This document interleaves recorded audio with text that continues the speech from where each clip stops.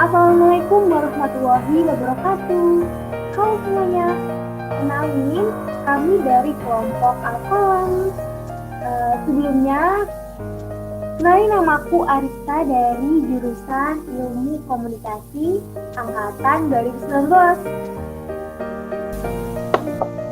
Perkenalkan, nama saya Ade Aulia Erwanti dari angkatan 2020 Teknik Informatika I. Dan satu lagi, perkenalkan teman saya, ada yang bernama Mbak Wafa Nur Aziza, ya, dari angkatan 2020. Perkenalkan, nama aku Loja Hita, aku dari angkatan 2019 dari jurusan Desain Komunikasi Visual. Perkenalkan, saya Afnan Rizky dari jurusan Akuntansi angkatan 2020. Perkenalkan, saya Fauzan Abizaki dari Prodi S1 Teknik Informatika angkatan 2020.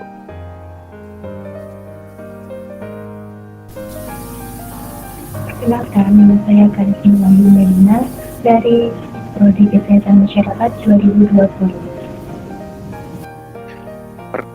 Saya Farhan Rinaldi dari Prodi D3 Teknik Informatika tahun 2019.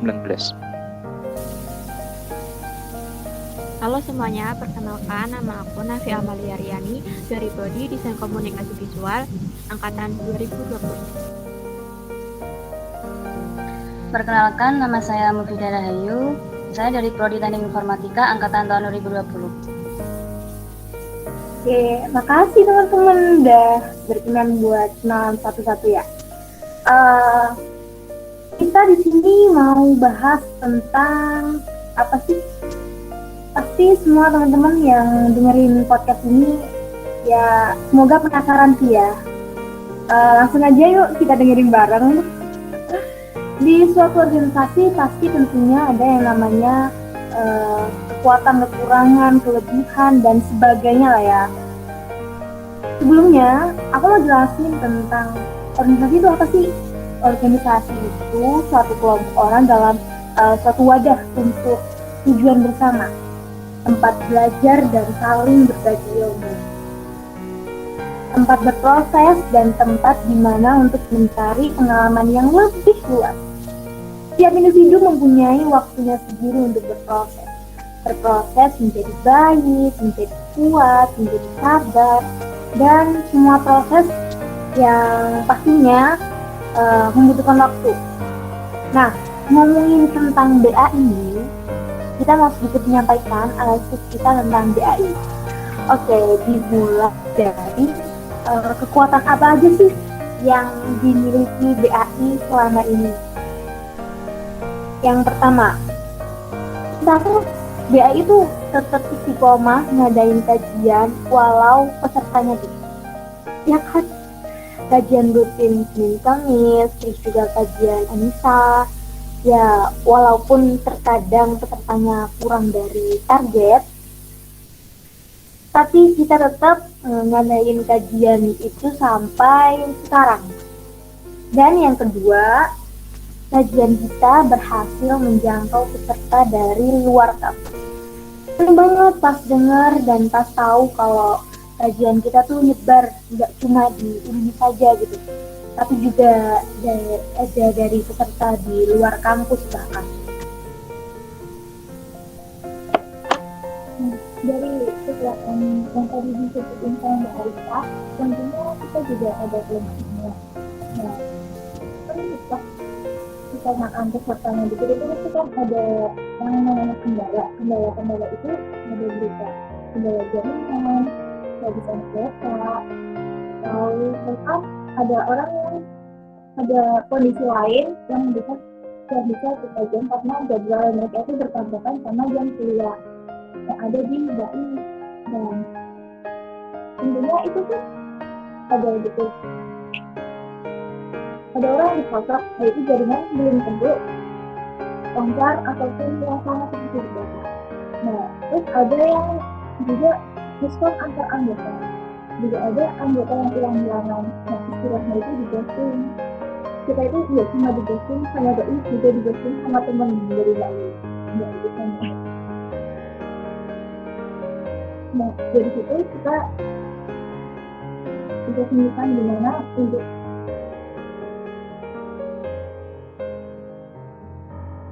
biar kekurangan itu bisa ditutupi.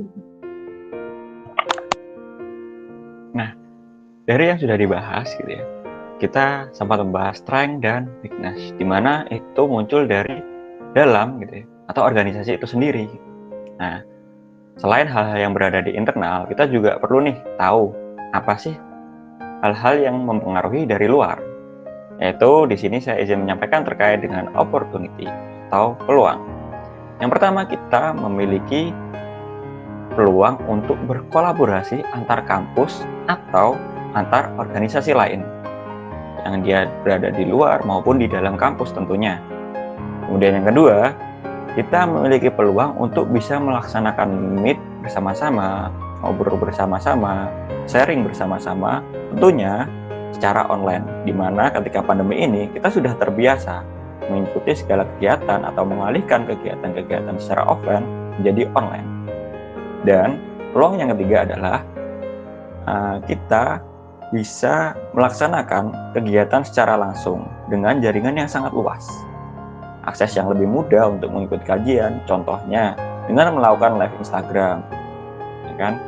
Tidak melulu hanya melalui Gmeet ataupun YouTube. Kita juga ada sarana-sarana lain seperti Zoom, maupun kita bisa menggunakan sosial media seperti TikTok dan lain sebagainya gitu. Mungkin itu dari opportunity. Nah, selain ada opportunity dari bagian eksternal, itu juga tentunya ada kendala-kendala yang kita alami gitu dari eksternal. Di antaranya ada kendala kuota, kendala sinyal, ghosting, terus mungkin dari SDM yang akhirnya juga kebingungan gitu untuk mencari gimana sih caranya untuk menjadi anggota yang baik juga, karena terlalu lamanya masa pandemi ini juga gitu. Terus adanya jadwal-jadwal yang bertabrakan dengan jadwal di BAI gitu, dan faktor lainnya ada yang kendala sinyal, lalu ada juga yang rumahnya ada di pedalaman mungkin yang sangat susah sinyal, ada yang memiliki kesibukan ganda gitu di organisasi lain, maupun ada yang sudah bekerja untuk memenuhi kehidupan sehari-harinya sendiri juga gitu.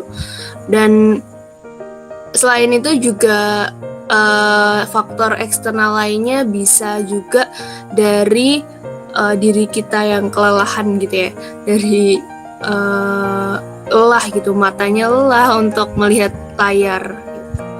Mungkin dari treatnya itu gitu ya, dan itu semua udah ditutupin atau dicarikan solusinya melalui opportunities yang ada.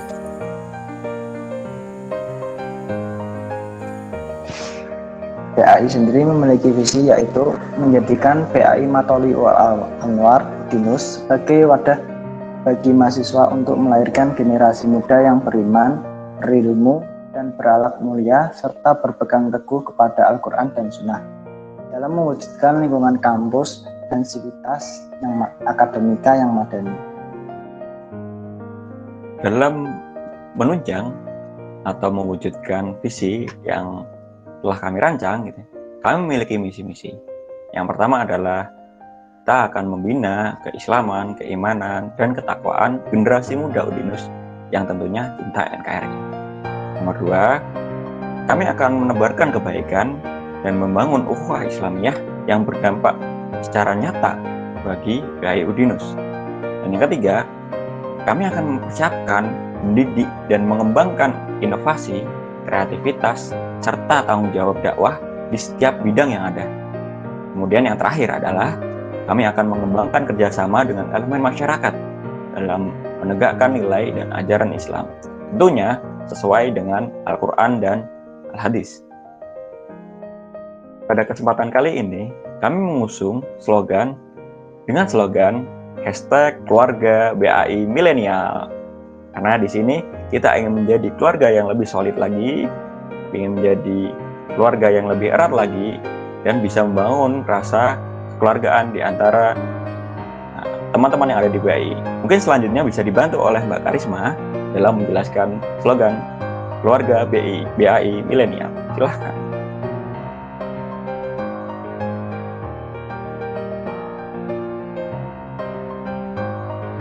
Iya,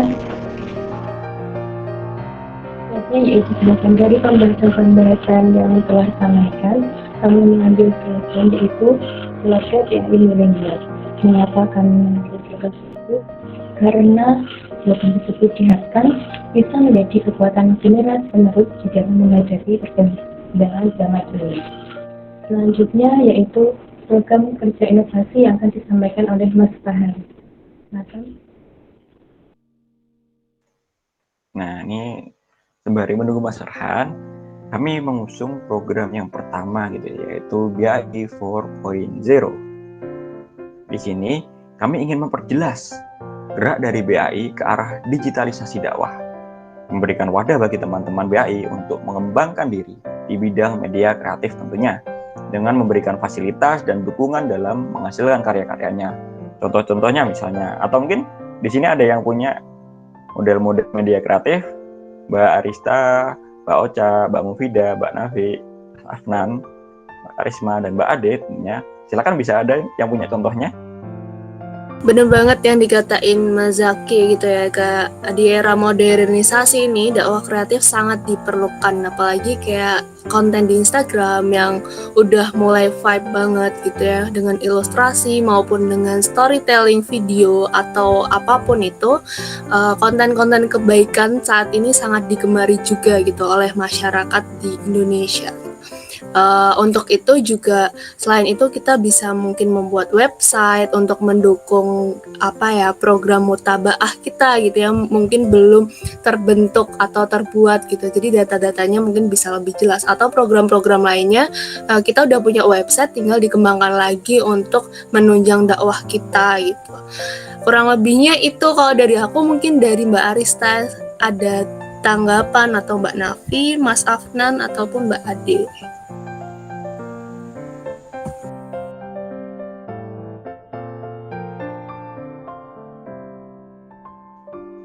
Oke, kalau memang tidak ada, kita bisa lanjut nih ke program yang selanjutnya. Silahkan. Baik, program yang kedua yang kita usung yaitu bernama Ngobrol Bareng Pengurus. Program ini harapannya untuk memperkuat ukhuwah di masa online seperti sekarang, sehingga terjalin keakraban di antara para pengurus dan anggota BAI, khususnya untuk angkatan 2020 yang masih kurang menjalin pertemanan. Jadi tidak hanya bertemu saat kajian saja, tetapi bisa ngobrol dan sharing bagi ilmu dan pengalaman bareng pengurus. Program ini untuk kalangan internal saja, dengan tujuan menghindari pengurus atau anggota yang suka hilang-hilangan atau suka ghosting.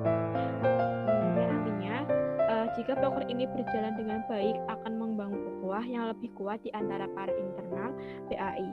Mungkin program ini bisa diadakan 2 bulan sekali. Dengan begitu dapat memanfaatkan waktu secara maksimal untuk membangun ukhuwah yang baik. Terima kasih. Selanjutnya untuk Mufida mungkin menambahkan. Nah, untuk program kerja inovasi selanjutnya sendiri yaitu kajian umum di semua kalangan usia. Mengapa sih namanya itu kajian umum di semua kalangan usia? Padahal di BAI sendiri itu ada kajian umum rutin setiap Senin sama Kamis. Kajian ini itu diharapkan dapat memberikan manfaat dan pengetahuan baru bagi masyarakat luar gitu. Bukan hanya remaja, bukan hanya khusus anak muda, tetapi bisa menjangkau para orang tua, terus para saudara-saudaranya gitu. Atau bahkan bisa para dosen-dosen di Udinus sendiri gitu. Nah, kajian nanti itu tidak hanya lewat Google Meet, bisa memanfaatkan Zoom atau bisa live streaming lewat YouTube. Diharapkan kajian ini itu dapat diakses seluruh masyarakat luar gitu. Karena dilihat dari kajian BAI sendiri yang setiap Senin Kamis itu tidak mencapai target. Nah, mengapa diadakan kajian umum di semua kalangan usia ini? Agar bisa diakses lebih banyak orang lagi selain anak-anak muda yang memang di BAI sendiri maupun di luar kampus.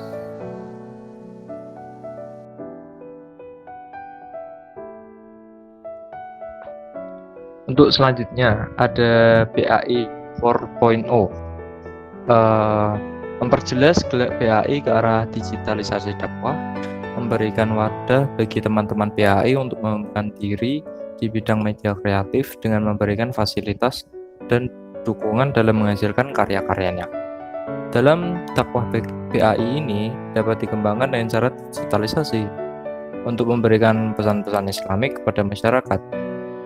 Bisa juga dengan mengadakan kegiatan BAI secara online, seperti kajian, terus ada pengajian online, dan lainnya. Untuk platformnya sendiri pun yang dapat diakses sudah banyak, seperti YouTube, Instagram, Twitter, TikTok, dan mungkin saja dalam dakwah BAI ini dapat website untuk memajukan kegiatan BAI. DC atau Discord yang sangat identik dengan para gamer atau orang-orang yang suka main game pun juga bisa dijadikan media dakwah atau kajian atau lainnya. Dengan dibuatnya dakwah BAI 4.0 ini diharapkan bisa mengedukasi dan dapat menarik minat pada masyarakat maupun mahasiswa dalam dakwah. Kalau boleh tanya nih sama Mas Zaki kan dari Teknik Informatika, apa sih itu BAI 4.0? Kalau menurut saya ini adalah langkah awal kita untuk memfasilitasi atau mengajak semua teman-teman yang ada di kalangan milenial untuk berpartisipasi dalam digitalisasi teknologi. Ya. Bagaimana kita bisa memanfaatkan internet semaksimal-maksimalnya. Mungkin itu dari saya, Mas. Oke, terima kasih. Oke, makasih buat teman-teman yang udah menyampaikan hasil videonya kita. Semoga apa yang kita sampaikan bisa bermanfaat buat kita sendiri maupun teman-teman yang dengerin podcastnya kita. Mungkin sekian dari kami dari kelompok Alkalan. Mengucapkan terima kasih. Wassalamualaikum warahmatullahi wabarakatuh. Waalaikumsalam.